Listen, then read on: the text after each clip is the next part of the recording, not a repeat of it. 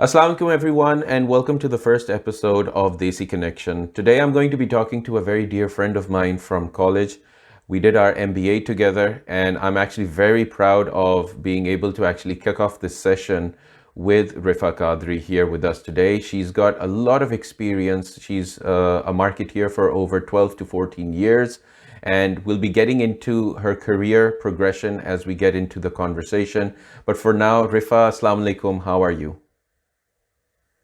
Assalamu alaikum. I am fine. How are you? I'm good. Thank you so much, first of all, for making the time. I know it's extremely hot right now in Lahore, but you taking the Oh my opportunity. God, it's very hot.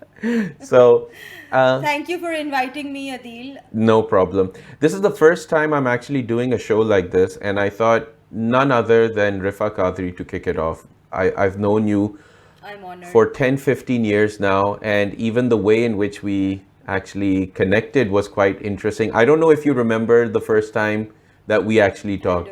do. I do. मैंने डांटा था अदील को. So yes, I do remember. और डांटा किस चीज पे था जरा ये भी बता दो. People need to know how we met. So Adil was a very famous RJ jelly man. So uh, I was having a very bad day. We used to travel to LSE in a bus, and he was sharing that bus with me. We had said hello, hi to each other, every now and then, but we weren't friends. So I was having a very, very bad day that day. I don't know why. It was extremely bad day, and he was constantly talking, constantly. Like he was like here, and he was like yeah, da, da, da, da, da, da. And I was like, I turned around and was like, खुदा के लिए चुप कर जाओ दिल कितनी बातें करनी. There was a immediate connection of friendship, and I love Yeah, that there was. you were There so was. open and confident from day one. And I think this is something that defines you in your career, in your personal life. You are a force to be reckoned with. So, first of all, Thank you. I'm honored. let me give everybody a quick intro to your resume. So, you were a product manager at AkzoNobel back in 2007. You worked there for a little close to 3 years. Then you got a jump to Yeah. become the marketing manager at Maple Leaf Cement Factory, and you worked there for about a year and a half approximately. And then that's after that, you've actually spent the most time in one organization, which was Metro Cash and Carry. You spent more than 7 years there. You had the opportunity to, travel the world. You met with a lot of different people. I believe the last communication that I remember that you were working on this was Senior Manager Marketing, Branding and Communication.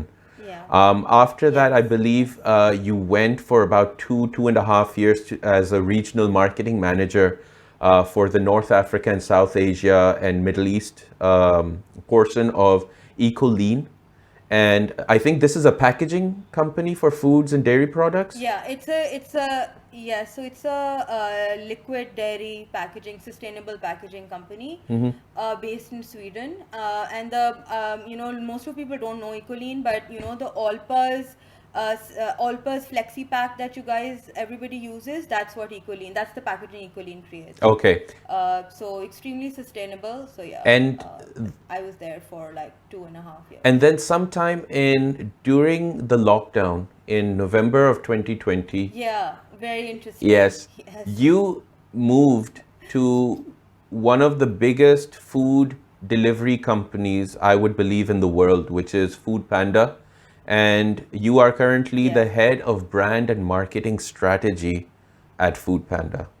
Yeah. What a career! Yes, I Like am. Rifa, what a career, mashallah, yaar. Amazing. Thank you very much. Don't, I mean, yeah, I still feel that maybe, I could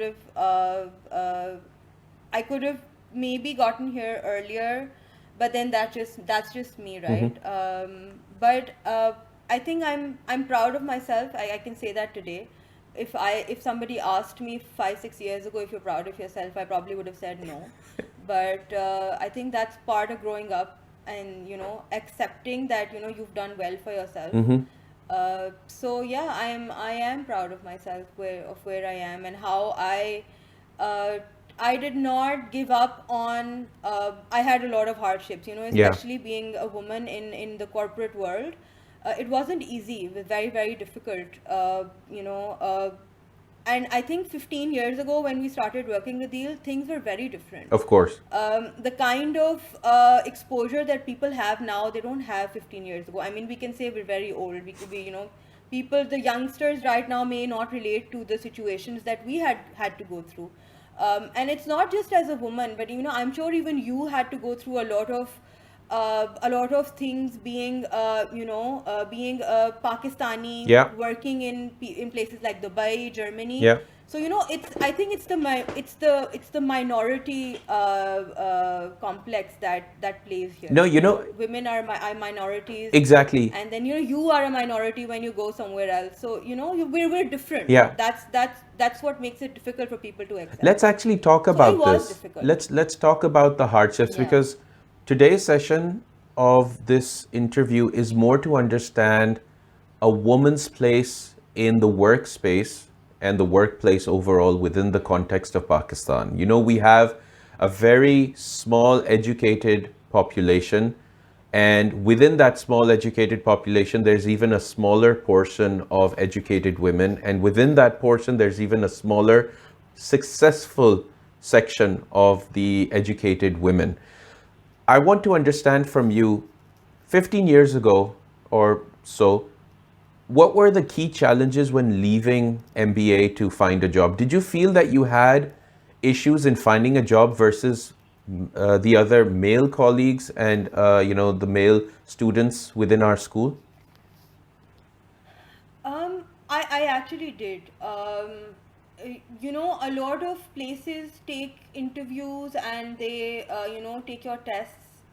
But, places like the traditional places that used to be, for example, places like PSO or oil companies, back then they didn't prefer women, or even places like PTC. Wow. They thought that getting women on board would probably be difficult because they won't be able to do things that men do.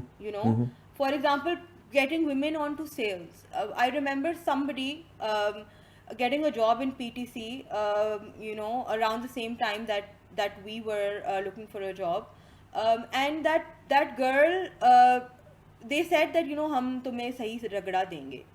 This is the, and they used to send her off to in a truck and go for deliveries and all of those sales type things that you get women to do, expecting that person is not going to be able to do it because she's a woman. Wow.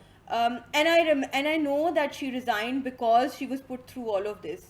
Because of course it's not easy for a woman to go into the market and face all of these men. I'll tell you some of the instances that I had working at Maple Leaf, where I was the only I was the only woman in a lot of places. A lot of places. There was when I was working at Akzo Nobel back then, when we went to I was a product manager and probably the only woman at the plant. When we used to go to the plant, I was probably the only. There was no woman over there at that time. So they didn't even have a female washroom. So when I asked for, I asked where the washroom is, and they said that we don't have a washroom in the building. You will have to walk to the clubhouse to get in Kyoda. You have to walk to the No. clubhouse to go to the washroom. And I said, why would you not have a washroom here? I mean, are you expecting never to get women Oh on my board? I God. mean, there's going to be some day that there's going to be a woman here. So they, of course, I'm sure now they have a washroom there. But what I'm saying is, 15 years ago, I don't even blame them because there were no women in engineering, or people did not send women off to Kyoda to live alone. Things right now are very different, But tell very, me very something, Rifa. different. You didn't come with an engineering background. You came with a marketing MBA background. So, how did you Yeah. get your first job in, let's say, it was the second job in Maple Cement? Who was the person who interviewed you? How did you get that job? How did you even apply for this? Because I remember a lot of juniors started going to Maple Leaf because of citing Yeah. you as the first person Me. from Lahore School of Yes. Economics to go there. Yeah, absolutely. So when I left Akzo Nobel, which was also, I'll tell you my hardships there as well. But when I left Akzo Nobel, I actually resigned. I didn't have a job, and I was not doing much. I was just working. If you remember, me and Marine, we started off this. Another friend of ours, we started off this little event company called Origami, and Correct. we used to work together over there. Um, and then someone from a headhunting organization contacted me, and they said, there's this position open at a cement company. Would you be interested? And I said, yeah, why not? I mean, I never thought twice that it's going to be difficult, or how will the cement industry be around women. Actually, I've never thought about such things. Maybe I should have, but I haven't. I just applied. I applied, and then the then general manager over there, he was setting up a marketing department, and him and I were the only two people in marketing at Maple Leaf. Interesting. And we set the entire thing up.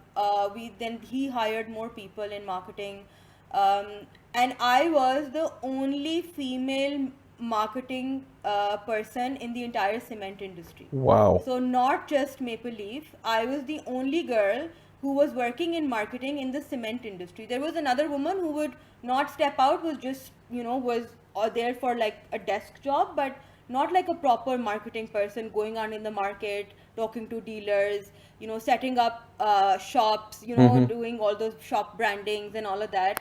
So I remember when I used to so we started off the market from South Punjab, and going into the South Punjab market and stepping out of the car, going into the market in Multan, so let alone, being Lahore, it was Multan. People were shocked to see me. Why is this woman roaming around in the streets of this really busy bazaar? Why is she standing and saying, "Oh, ये board यहाँ लगा दें, ये board यहाँ लगा दें."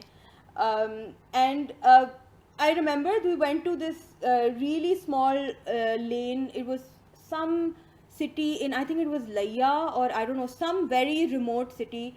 And I got out of the car because, of course, I had to talk to the dealers and see how they actually deal with customers and what are their practices. And I was about to step out of the car, and this dealer came to me, like, नहीं नहीं नहीं madam, आप गाड़ी से बाहर ना निकले, आप गाड़ी में ही बैठे.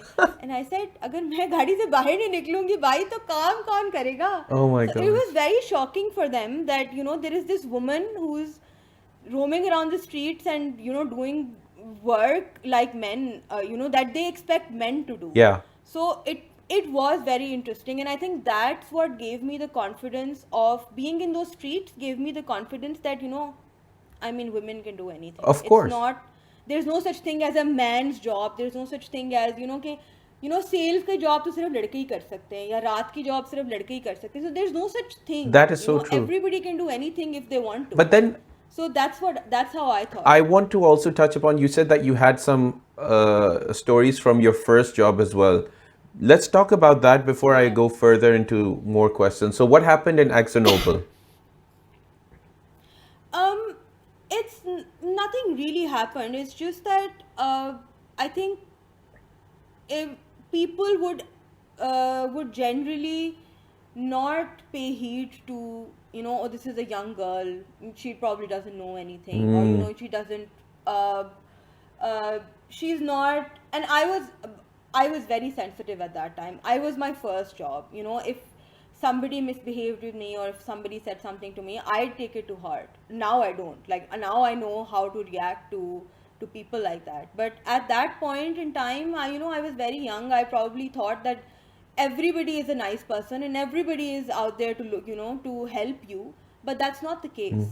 So I was a little disappointed from what had happened, and I really didn't want to stay in that space. But yeah, I mean, no complaints there to the organization. It's a great organization. But I think things have changed from now it's not okay to say the things that it was okay many years ago. Now it's not okay to scream at your subordinates. Now it's not